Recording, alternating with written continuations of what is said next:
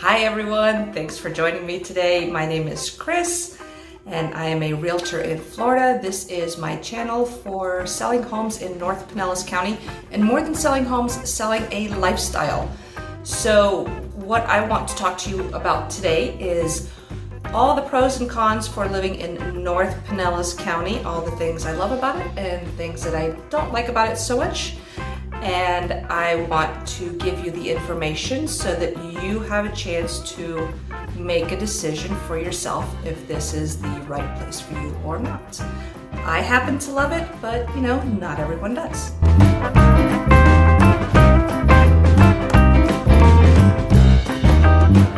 So, without further ado, let's get started with the top 5 reasons that this isn't a great place to live. The things that I don't like about it. Okay, let's rephrase that. Not why it's not a good place to live, but the things that I don't like about it. So, it's hot. We're in Florida. It's hot. Like this summer has been super hot. There's a heat advisory on my phone just about every evening for the next day. We're looking at temperatures in the high 90s with the feels like in the hundreds, and it is a humid, number 2, a humid hot.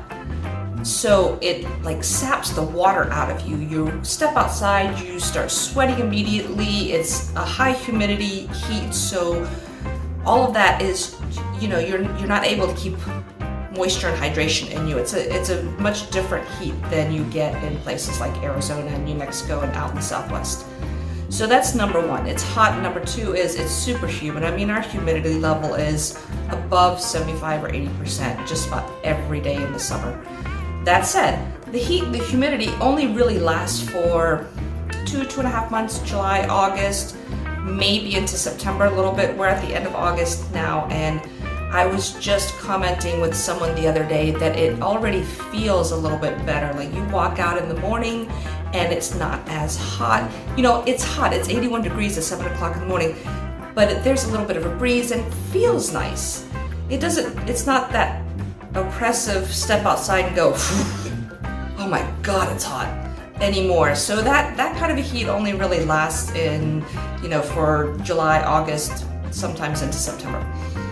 And of course, we have air conditioning now, which, by the way, was the beginnings of it was invented here in Florida, refrigeration. So we just hang out in the air conditioning.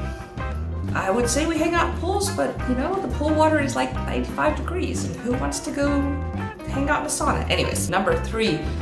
The mosquitoes. The mosquitoes are just unreal, and if we don't have a good cold snap in the winter, then they just last the entire year long.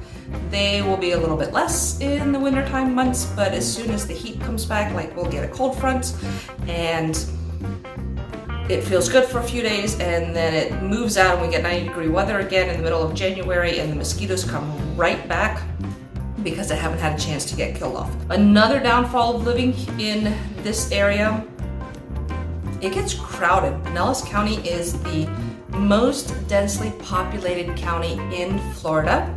So we have a lot of people here.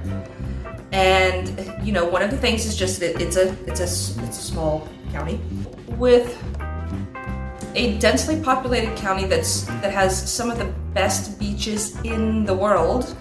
You can imagine we get crowded. We get crowded anyways because people are living here. But we get crowded because there are a lot of tourists here as well. And all of these areas in Pinellas County have been on the news and in magazines in top 10s for so many years now, for 3 or 4 years now, and in so many different categories that the entire area is on somebody's radar. So the downfall is that we have a lot of tourists and we're crowded. The upswing to that is that businesses and service businesses have a lot of business pretty much the entire year. Number 5.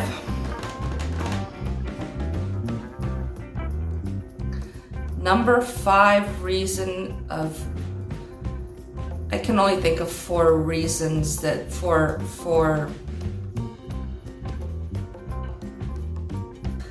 5 things I love about living in North Pinellas County.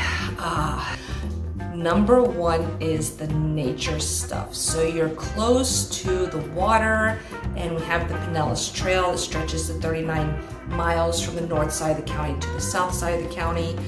And we have so many wonderful parks to go to that for the most part are free. Some of them charge parking. I think 2 of the county parks charge parking, but for the most part, everything else is free. So we have Fred Howard Park in Tarpon Springs. That is one of the 2 parks that charges for parking. They have I believe a $5 parking fee. But they have a beach, and they have picnic shelters, and it's just a large amount of space. They have kayaking trails and tons of things to do up there. Sunset Beach is just south of that. And then we have Wall Springs Park in Palm Harbor and Chestnut Park in Palm Harbor, both of which are great free parks. You have hundreds and hundreds of acres for hiking and for biking and for jogging, and you can launch a kayak over there and go kayaking on Lake Tarpon. You cannot do that in Wall Springs Park, but they have observation towers at both parks and lots of boardwalks and nature trails and playgrounds and history and just a whole lot of things to look at in both parks. In Safety Harbor, you have Philippe Park, which is believed to have been, there's an Indian mound there, and they believe that Philippe Park was the capital of the Tocobaga Indian tribe long before anybody else arrived here, before the Europeans came. So there's an Indian mound there, and again, there's a little bit of a beach that you can access, and there are kayaking trails, and there's a boat ramp, and there are picnic shelters, and bathrooms, and playgrounds, and hiking, and biking, and jogging, and all kinds of stuff to do at Philippe Park. Oldsmar has a whole bunch of parks also. Safety Harbor also has Folly Farm Nature Preserve. Dunedin has Hammock Park, and Weaver Park, and Highlander Park, and just a whole lot of stuff. And then the national parks, or the state parks also, we have in Dunedin, Caladesi Island and Honeymoon Island state parks. So we have a whole lot of parks to access, for the most part for free, so it's great for folks who are looking to save a little bit of money or just don't have the means to pay for this. It's nice for everyone in the community to be able to access all of our natural resources without having to break the bank to do so. And we have places to launch the kayak. So all of what we call Dunedin Causeway, but a lot of people call Dunedin Beach, is the causeway that runs from the mainland to Honeymoon Island, and there is a somewhat of a beach along that entire area. There are a couple of islands, a couple of bridges that connect all of it together. And so you can pull off and you can launch kayaks and you can launch jet skis, or you can just hang out and you can go swimming in there, and there's a little bar and grill up there, and there's kayak rentals over there. If your lifestyle includes all of those outdoor things, you will find a lot of outdoor things to do here in the North Pinellas area. So number 2, fresh seafood. We have this great proximity to the water. Not only do we have the resources for fresh seafood, but we also have a lot of those resources that own their own restaurants or sell locally to the restaurants here, or to the fish markets. And so we have the ability to access that fresh seafood as consumers, both in restaurants and to bring home to cook for ourselves. We have access to some fantastic fresh seafood, Gulf shrimp and scallops and crabs, and just a lot of fish, a lot of grouper and snapper and things like that. So a lot of really great seafood if that's something that you enjoy eating. Third reason that I love living here is the ability to have an affordable house so close to the water. So I went kayaking this morning, and it literally takes me, I live in Dunedin, and it literally takes me 10 minutes to get to the water, if that. So the proximity to the water, the ability to get on the water and be very close to the water while also maintaining its relative affordable factor here in Dunedin, Palm Harbor, Safety Harbor, Tarpon Springs. Of all of the areas, probably Tarpon Springs is the least expensive. Oh, number four, the downtown areas of these little cities. So downtown Tarpon Springs, downtown Dunedin, downtown Safety Harbor, Even downtown Palm Harbor and Oldsmar have a whole lot of things going on. The first three that I mentioned are the big three that have festivals and activities. Used to have festivals and activities pre-COVID just about every weekend except for the hottest parts of the year. And I'm sure that that's going to return. There's no reason for that not to return. And in fact, in some of these places, they even have blocked off the parking on the main streets there in downtown areas so that restaurants can pull their tables out. Restaurants that have parking lots have closed those parking lots off to traffic so they can pull tables out from their restaurants and they can still serve food and have their patrons come in and continue doing business. Tarpon Springs closed some of their streets, in fact, until I believe they're reopening now this weekend, for the restaurants to be able to pull tables out and be able to stay in business. So these three areas have a very, very, very vibrant downtown scene that really draws a lot of people down here to them. In conjunction with that, reason number 5 to really love this North Pinellas area are the artsy galleries, the museums, and all of the festivals. So we have in Dunedin the Art Harvest. All of the cities have some kind of a first Friday, second Friday, third Friday, fourth Friday type thing where the downtown's closed down and everything's open late.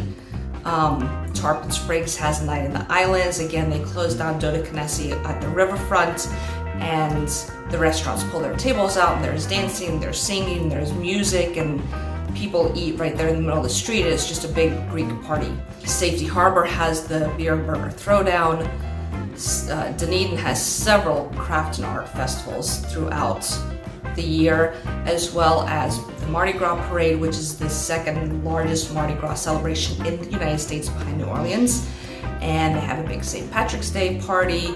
Oldsmar has